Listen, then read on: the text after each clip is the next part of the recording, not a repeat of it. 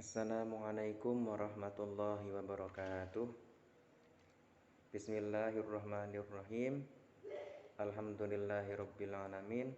Allahumma shalli ala sayyidina Muhammad wa ala ali sayyidina Muhammad. Pada video ini saya akan menjelaskan tentang hukum bacaan nun dan tanwin. Ketika kita membaca nun sukun ataupun tanwin di dalam Al-Qur'an, maka kita harus membaca dengan 5 hukum. Yang pertama yaitu izhar atau jelas, yang kedua idgham bi gunnah, yang ketiga idgham bila gunnah, yang keempat iqlab, dan yang kelima ikhfa. Izhar memiliki arti terang ataupun jelas. Huruf izhar ada 6, yaitu hamzah, ha, ha, kha, ain, dan ghain. Ya.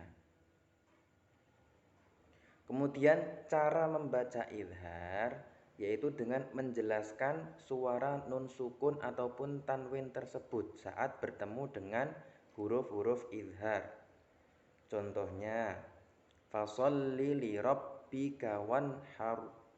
Wanhar ada nun sukun bertemu dengan ha, maka nunnya dibaca jelas. Wanhar. Begitu juga yang contoh tanwin. Salamun hiya. Salamun hiya. Ada tanwin bertemu dengan ha, maka tanwinnya harus dibaca dengan jelas. Oke, begitu juga dengan huruf-huruf izhar yang lain. Kalau ada nun sukun bertemu dengan huruf-huruf izhar, maka harus dibaca jelas. Selanjutnya idgham bi gunnah. Idgham memiliki arti memasukkan, bi gunnah memiliki arti dengan dengung. Ya. Huruf idgham bi gunnah ada 4, yaitu ya, nun, mim, dan wawu, disingkat yanmu. Cara membacanya dengan memasukkan suara nun sukun ataupun tanwin ke huruf setelahnya. Ya. Kalau bertemu dengan ya, berarti nun sukun ataupun tanwinnya dimasukkan ke ya. Contohnya, may yaqulu, may yaqulu. Cara membacanya selain dimasukkan huruf pertama yaitu nun sukunnya ke huruf yang kedua yaitu ya, juga diberi dengung. Jadi ada jedanya, may yaqulu 2 ketukan.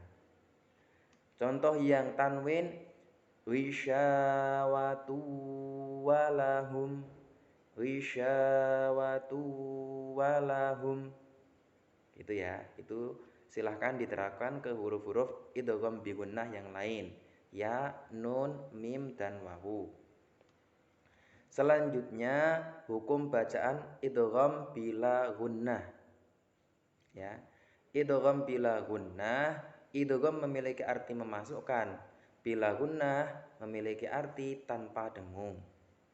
Huruf idgham bila gunnah ada 2, yaitu cuma lam dan ro. Cara membacanya dengan memasukkan huruf pertama yaitu nun sukun ataupun tanwinnya ke huruf setelahnya yaitu lam ataupun ro tanpa disertai dengung. Contohnya, Ghafurur Rahim. Ghafurur Rahim. Ya, masukkan tanwinnya ke ro tanpa dengan dengung. Ya. Milladunka. Milladunka, tidak boleh millah, tidak boleh. Ya, milladunka, millah, suara nunnya dimasukkan ke lam, kemudian tanpa dengung. Gitu ya. Selanjutnya hukum bacaan iqlab. Iqlab memiliki arti menukar ataupun mengganti. Apa yang diganti? Yang diganti yaitu suara nun sukun ataupun tanwinnya diganti dengan suara mim sukun. Ya. Ketika bertemu dengan huruf iklab. Huruf iklab itu cuma ba, ya. Cara membacanya dengan menyuarakan suara nun sukun ataupun tanwinnya itu menjadi suara mim. Suara nun sukun ataupun tanwin diganti dengan suara mim sukun. Ya, suara mim sukun.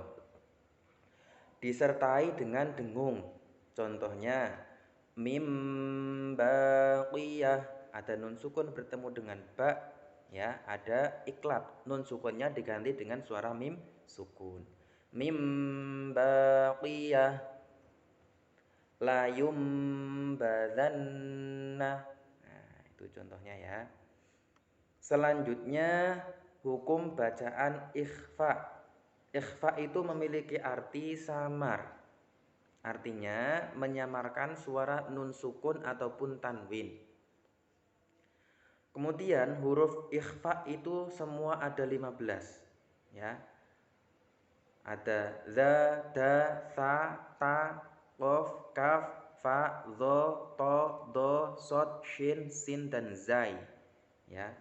Ada juga syair ataupun lagu yang mewakili huruf ikhfa tersebut, yaitu syair sif za sana kamja da syakhsun qad sama dum tayyiban zid fi tuqan dha. Itu di awal setiap katanya. Sif berarti hurufnya so. Za sana za, sana sa dan seterusnya.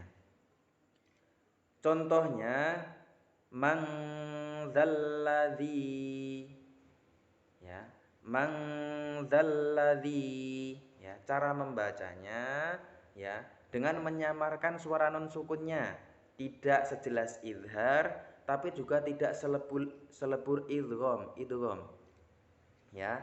Contoh tadi mang zalladzi, bukan man, ya. Bukan juga malladzi, ya, bukan, ya. Tapi mangdzalladzi itu hubang kabiro. Itu contohnya ya. Itu hukum ikhfa. Pak Faisal punya lagu untuk menghafalkan ini, ya, hukum nun sukun dan tanwin. Lagunya hukum nun sukun dan tanwin ada 5. Yang pertama izhar jelas membacanya. Yang kedua idgham bi gunnah namanya. Masuk dengan dengung cara membacanya. Idgham bila gunnah hukum yang ketiga. Masuk tanpa dengung cara membacanya. Yang keempat iklab membalik artinya. Yang kelima ikhfa samar dibacanya. Begitu anak-anak, semoga dapat difahami dan dipraktekkan ketika membaca Al-Quran. Terima kasih. Wassalamualaikum warahmatullahi wabarakatuh.